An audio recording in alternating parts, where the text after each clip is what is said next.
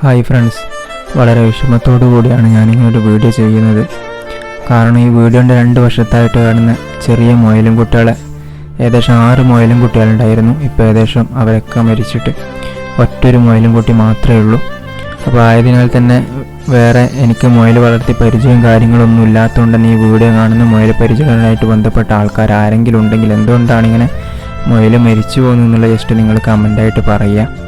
കാരണം എനിക്കറിയില്ല എന്തുകൊണ്ടാണ് ഇങ്ങനെ മരിക്കുന്നതെന്ന്.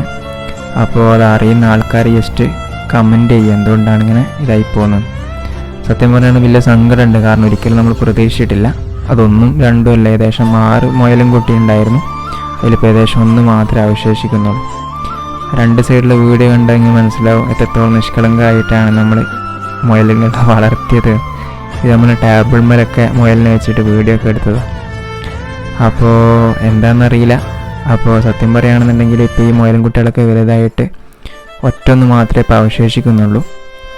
അപ്പോൾ അതിനെപ്പറ്റി അറിയുന്ന ആൾക്കാരെന്താക്കുക, ജസ്റ്റ് കമൻറ്റ് ചെയ്യുക.